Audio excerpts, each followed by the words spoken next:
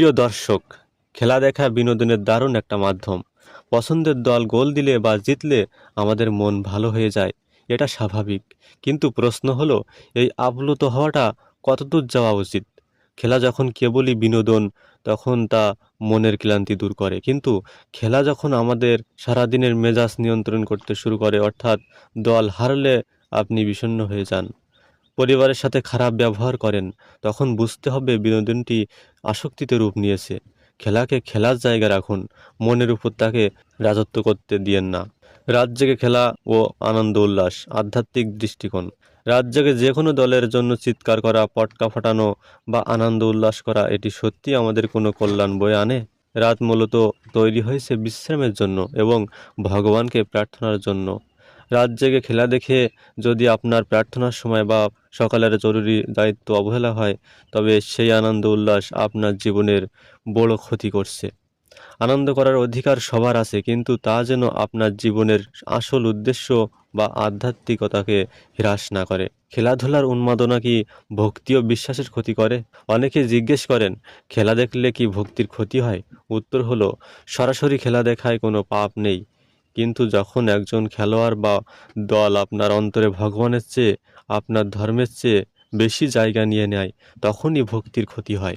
আমরা যখন একজন সাধারণ মানুষকে, খেলোয়াড়কে আইডল বানিয়ে ফেলি এবং তার জন্য নিজের মূল্যবান সময় ভগবানকে স্মরণ না করি, তখন আমাদের অন্তর থেকে আধ্যাত্মিক শক্তি কমে যায়। ভক্তি শুধু সৃষ্টিকর্তার জন্য, খেলোয়াড়রা কেবলই বিনোদনদাতা।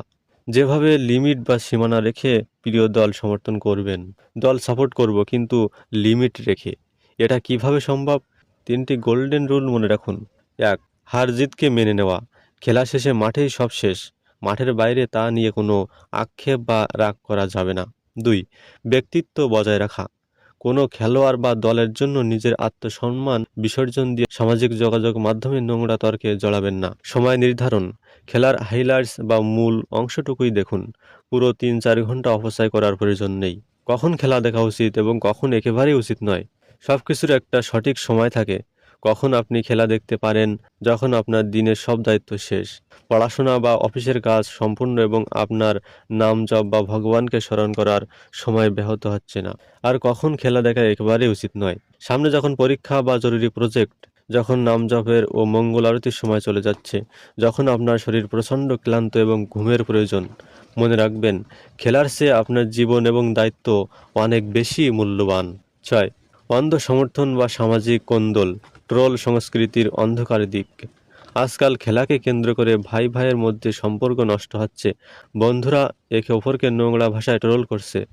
যে খেলোয়াড়টির জন্য আপনি আপনার বন্ধুর সাথে সম্পর্ক নষ্ট করছেন, সে কিন্তু আপনাকে চেনেও না। অন্ধ সমর্থন আমাদের বিবেককে অন্ধ করে দেয়। অন্য দলকে সম্মান জানিয়ে নিজের দল করুন। সুস্থ ট্রোল বা মজা ঠিক আছে, কিন্তু কাউকে হেয় করা বা গালিগালাজ করা একজন ভালো মানুষের লক্ষণ হতে পারে না। 7. আসক্তি থেকে মুক্তির উপায়। মনকে অন্য খাতে প্রবাহিত করা। যদি বুঝতে পারেন আপনি খেলার প্রতি অতিরিক্ত আসক্ত হয়ে পড়েছেন, তবে এখনই ব্রেক নিন। মনকে অন্য কাজে ব্যস্ত রাখুন। খেলা দেখার সময়টুকুতে বই পড়ুন, নতুন কোনো স্কিল শিখুন, পরিবারকে সময় দিন বা শারীরিক ব্যায়াম করুন। কোনো একটা ম্যাচের স্ট্যাটাস বা লাইভ স্কোর না দেখলে যদি আপনার ছটফটানি শুরু হয়, তবে ডিজিটাল ডিটক্স করুন, অর্থাৎ কিছুদিন খেলার খবর থেকে নিজেকে পুরোপুরি দূরে রাখুন। 8. জুয়া বা বাজি ধরা, বিনোদনের আড়ালে ধ্বংসের ফাঁদ। খেলার আসক্তির সবচেয়ে ভয়ঙ্কর রূপ হলো বাজি ধরা বা জুয়া। আজকে কোন দল জিতবে তা নিয়ে বন্ধুদের মাঝে ছোটখাটো বাজি থেকে শুরু করে অনলাইনে বড় অঙ্কের জুয়া খেলা এখন মহামারী আকার ধারণ করেছে। এটি কেবল আপনার পকেটের টাকাই শেষ করে না, আপনার মানসিক শান্তি এবং নৈতিকতাকেও ধ্বংস করে দেয়। ধর্ম ও আইন উভয় দিক থেকেই জুয়া নিষিদ্ধ। বিনোদনকে কখনো অপরাধের পর্যায়ে নিয়ে যাবেন না। 9. খেলোয়াড়দের জীবন থেকে শেখার মতো ইতিবাচক দিক। আমরা খেলা দেখে শুধু সময় নষ্ট করব কেন? খেলোয়াড়দের জীবন থেকে আমরা ইতিবাচক অনেক কিছু শিখতে পারি, যেমন তাদের কঠোর পরিশ্রম, শৃঙ্খলা, দলের সবার সাথে মিলে কাজ করার মানসিকতা এবং হারের পর ভেঙে না পড়ে আবার ঘুরে দাঁড়ানোর অদম্য ইচ্ছা। স্ক্রিনের সামনে বসে শুধু চিৎকার না করে তাদের এই গুণগুলো যদি আমরা আমাদের বাস্তব জীবনে, কেরিয়ারে বা পড়াশোনায় খাটাতে পারি, তবেই খেলা দেখা সার্থক। 10. জীবনের আসল খেলা, আপনি কি আপনার জীবনের ম্যাচে জিতেছেন? প্রিয় বন্ধু, মেসি, রোনালদো বা নেইমার তারা মাঠে খেলছেন তাদের জীবনের ম্যাচ এবং তারা সেখানে সফল। কিন্তু ভেবে দেখেছেন কি আপনার জীবনেরও একটা ম্যাচ আছে, যেখানে আপনার কেরিয়ার, আপনার পরিবার, আপনার ইহকাল বা পরকালের সাফল্য নির্ভর করছে আপনার পারফরম্যান্সের উপর। অন্যের গোল দেখে উল্লাস করতে করতে আপনি যেন আপনার জীবনের গোলপোস্টটি ভুলে না যান। আসুন মাঠের খেলাকে কেবলই বিনোদন হিসেবে নিই, আর জীবনের আসল খেলায় একজন বিজয়ী হওয়ার জন্য কঠোর পরিশ্রম করি। ভালো থাকুন, সুস্থ থাকুন। হরে কৃষ্ণ।